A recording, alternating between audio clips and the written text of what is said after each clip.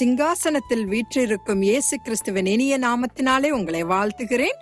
இன்று எஸ்தரை குறித்து நாம் பார்க்கலாம். பசுமை மாறா நறுமணம் கொண்ட மிருது செடி என்று பொருள்படும் பெயர் கொண்ட அத்சால் நட்சத்திரம் என்று பொருள்படும் எஸ்தராக மாறுவதற்கான நற்குணங்களை இன்று நாம் பார்க்க போகிறோம்.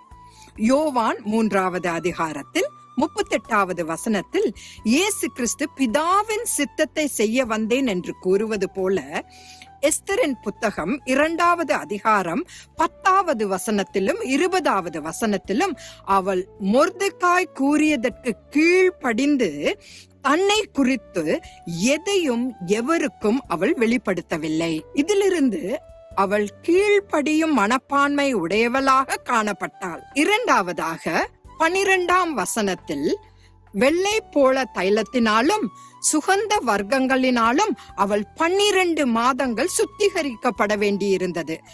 அதற்கு அவள் தன்னை முற்றிலுமாக ஒப்பு கொடுக்கும் மனப்பான்மையுடையவளாக இருந்தாள்.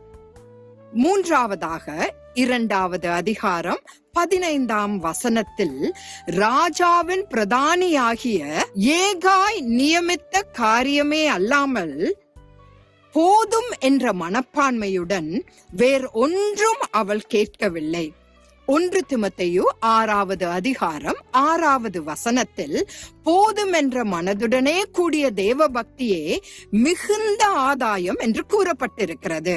4வதாக உபவாசித்து ஜெபிக்கும் வாஞ்சையுடையவளாகவும் மற்றவர்களையும் ஜெபிக்கும்படி தூண்டும் ஒரு ஸ்திரீயாகவும் அவள் விளங்கினாள்.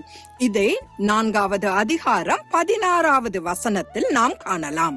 இது நிமித்தம் ராஜாவிற்கு முன்பு நிற்கும் தைரியத்தையும் அவள் பெற்றுக்கொண்டாள். இறுதியாக தன் ஜனங்களின் மேல் அக்கறையுடையவளாய் திகழ்ந்தாள்.